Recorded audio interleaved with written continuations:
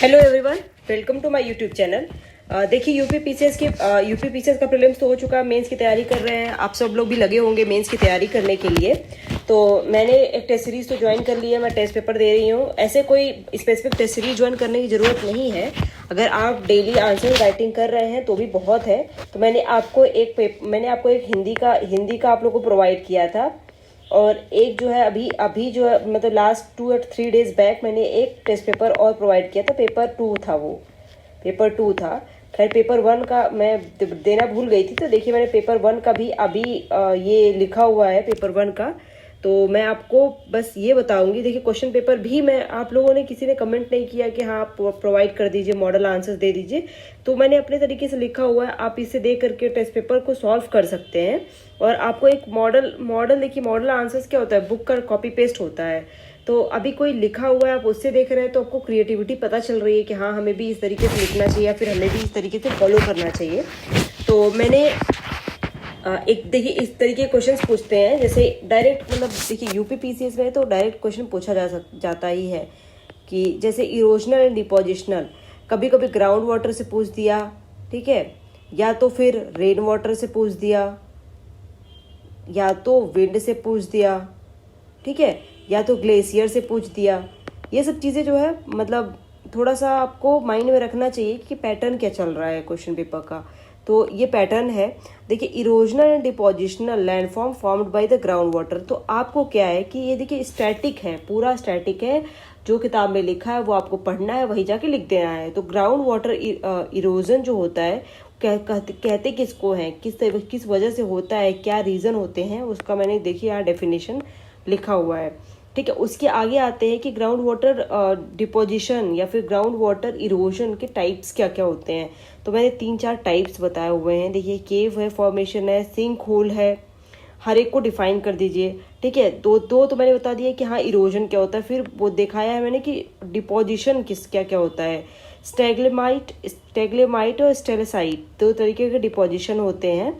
तो ये आप जो है जीसी लियोन की एक बुक होगी, जीसी लियोन, उसमें ये सब दिया हुआ है अच्छे से। तो आप उसको इस तरीके से पढ़ सकते हैं, या फिर एनसीईआरटी में भी दिया हुआ है। तो आप ना एनसीईआरटीज और मतलब स्टैंडर्ड्स बुक्स को जरा सा अच्छे से फॉलो कीजिएगा, तो आप लोगों को सब कुछ पता चल जाएगा कि किस तरीके से क्या चीज़ दी हुई है, ठीक है। अगर देखिए अगर प्रीलिम्स की भी किसी को तैयारी करनी है, कोई चाह रहा है कि मैं करंट अफेयर प्रीलिम्स की भी डिस्कस करूँ, तो मैं बहुत ही स्पेसिफिक करंट अफेयर डिस्कस करती हूँ। ये नहीं कि हाँ मतलब कुछ भी पढ़ाए जा रहे हैं उसमें से पेपर्स में आना नहीं है, कुछ ऐसा कुछ भी नहीं है।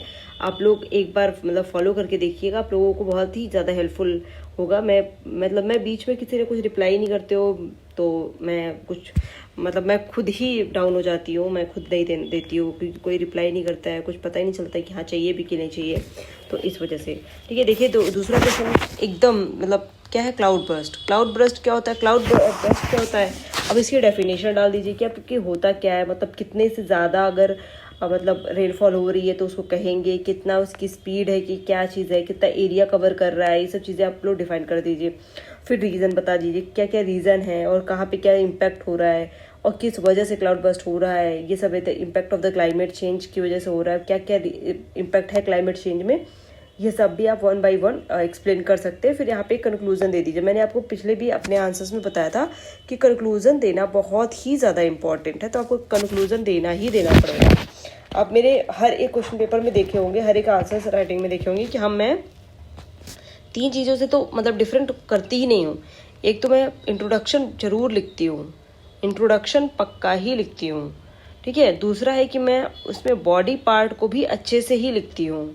और तीसरा है कंक्लूजन। बिना कंक्लूजन के मेरा आंसर्स कंप्लीट होता ही नहीं है, ठीक है। तो आप इस सब चीज़ों को फॉलो कीजिए, आप भी बहुत अच्छा रिजल्ट पा सकते हैं, ठीक है। अब देखिए इस तरीके डिस्ट्रीब्यूशन ऑफ द फॉरेस्ट। अब यूपी का भी क्वेश्चन पूछा जाता है, तो यूपी में फॉरेस्ट का डिस्ट्रीब्यूशन हो गया, या तो यूपी में मिनरल्स का डिस्ट्रीब्यूशन हो जाता है, मिनरल्स कहाँ कहाँ पे क्या क्या हैं, या तो रिवर्स के बारे में पूछ लेगा मतलब, ठीक है, या तो फिर ये एजुकेशन के बारे में पूछ लेगा। तो ये सब चीज़ें थोड़ा बहुत आप लोगों को ना तैयार करना पड़ेगा। यूपी का भी प्रीलिम्स में तो इतना नहीं आता, बट मेंस में काफ़ी क्वेश्चन आ जाते हैं यूपी से, तो आप लोगों को वो चीज़ पढ़नी ही चाहिए। अब यहाँ पे आप इस मतलब ये डिफाइन कर सकते हैं यूपी जो है 4th लार्जेस्ट लैंड में है, और कितना है 6.14 मतलब ट्री कवर है, फॉरेस्ट कवर है, plus 2 point something tree cover है, 7.133 जो है वो, मतलब इस तरीके से सब डिफाइन करके आप डेटा से भी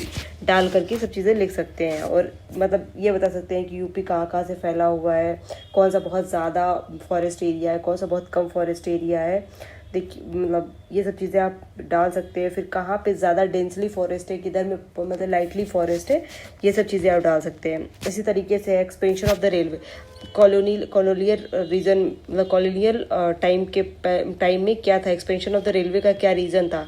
आप लोगों को तो पता ही होगा कि ब्रिटिशर्स तो हमेशा अपने ही मोटिव के लिए काम करते थे, कभी वो इंडिया के मोटिव के लिए काम नहीं किया है। तो उस वजह से तो आप ये चीज़ तो है, ये तो फैक्ट है कि वो अपने मोटिव की वजह से काम करते थे, बट उसका बेनिफिट कहीं ना कहीं इंडियंस को भी मिला। ठीक है, तो आप ये सब चीज़ें इंक्लूड कर सकते हो। फिर ये कंट्रीब्यूशन, सुभाष चंद्र बोस का कंट्रीब्यूशन पूछा है अपने मतलब आईएमसी में, आईएनएम में।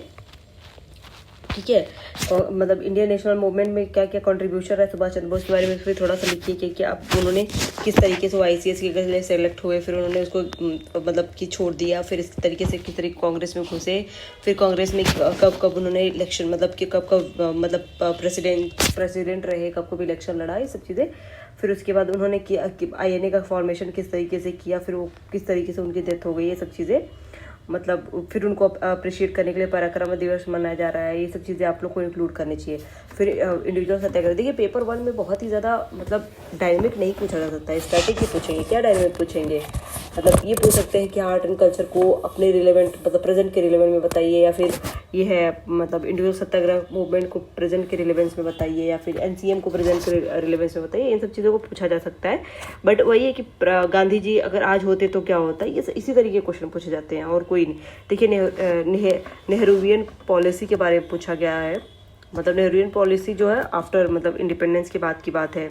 ठीक है, उसके बाद आते हैं कि यूएन में वुमेन को बहुत ही ज़्यादा मतलब अच्छा, एक शैडो पेंडेमिक लास्ट ईयर, एक बहुत ही ज़्यादा शैडो पेंडेमिक का बहुत ही ज़्यादा तरीके से मतलब न्यूज़ में था। शैडो पेंडेमिक का मतलब ये है कि देखिए जो फ्रंट वर्कर है, फ्रंट पे हमें पता चला कि पेंडेमिक उनके ऊपर बहुत ही ज़्यादा हार्मफुल इफेक्ट डाला, लेकिन जो लोग बैकेंड में उससे सफ़र कर रहे हैं, जैसे विमेन है, अब उनको डबल ट्रिपल काम बढ़ गया था कोविड के टाइम पे, या फिर मतलब वो बहुत ही ज़्यादा फेस कर रही थी प्रॉब्लम, क्योंकि उनको तो एक तो हेल्थ प्रॉब्लम प्लस मतलब करने के काम, प्लस फैमिली, बच्चों को पढ़ाना, फैमिली को देखना, सब कुछ बहुत ही ज़्यादा ओवर बर्डन हो गया था काम।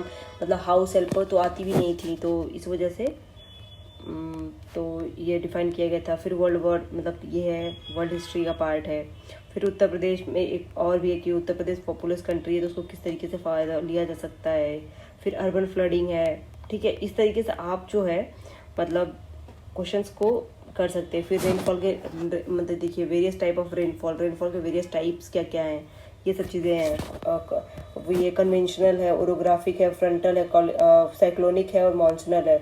इस तरीके के टाइप्स होते हैं रेनफॉल के। तो ये रेनफॉल के कितने टाइप्स होते हैं, क्या क्या है, सबको डिफाइन करिए, उसके रीज़न बताइए।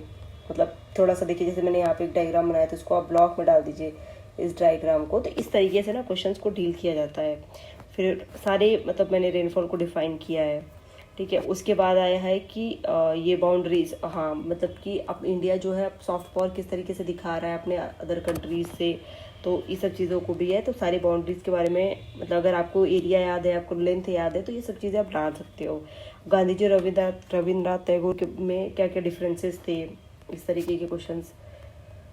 ठीक है, फ्रीडम स्ट्रगल में मतलब किस तरीके से, मतलब हमारे फ्रीडम स्ट्रगल में फॉरेनर ने किस तरीके से हेल्प किया था, मतलब कौन कौन से फॉरेनर थे। आप लोग को पता होगा कि पांच ऐसे सेशन हुए थे जहाँ पे प्रेसिडेंसी जो है नेशनल कांग्रेस मूवमेंट की प्रेसिडेंसी जो है वो फॉरेनर के हाथ में थी। पाँचवा था जिसमें कि वो अलेक्जेंडर और ये सब आए थे।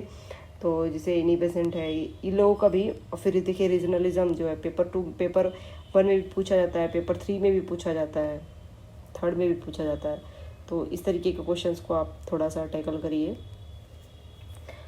ठीक है, अगर मैं सारे क्वेश्चंस को एक एक करके डिस्कस कर लूँगी तो बहुत ज़्यादा लंबा पड़ जाता है, इसलिए मैंने ये सब चीज़ें बताई है कि देखिए मैं किस तरीके से।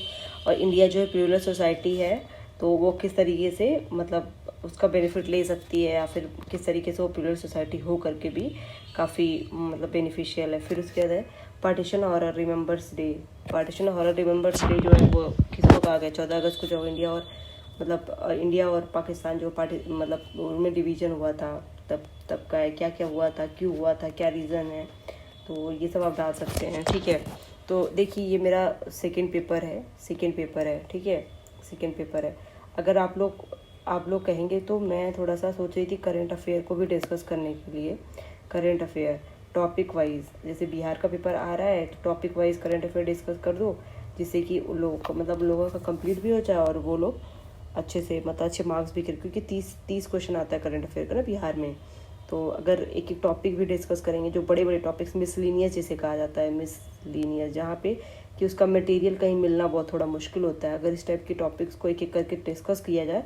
आप जाएंगे ना तो एक प्रीलिम्स का प्लेलिस्ट बनाया हुआ है मैंने, उसमें मैंने बताया हुआ क्या क्या मिसलीनियस टॉपिक्स में आते हैं। तो पहले मैं डिस्कस करी थी, फिर मैं मतलब ब्रेक हो जाता है, ये बात सच है कि हाँ कंटिन्यूटी होनी चाहिए, बट क्या करें ब्रेक हो जाता है तो फिर। लेकिन मैं मेंस का आंसर राइटिंग वाला करना चाहती हूँ, क्योंकि मैं खुद करूँगी तो आप भी थोड़ा सा मोटिवेट रहेंगे और करेंगे। अगर आपको ये है कि मैं डेली एक एक क्वेश्चन दूँ फिर उसको रिव्यू करूँ, तो मैं टेलीग्राम पे क्वेश्चन शेयर करूँगी और वहाँ पे आपको रिव्यू भी दूँगी, तो मतलब अच्छे से चेक करूँगी। अगर आप वहाँ ज्वाइन करना चाहते हैं तो ज्वाइन करिए। और thank you so much. Please like share and subscribe my channel and keep studying hard. बिना पढ़े लिखे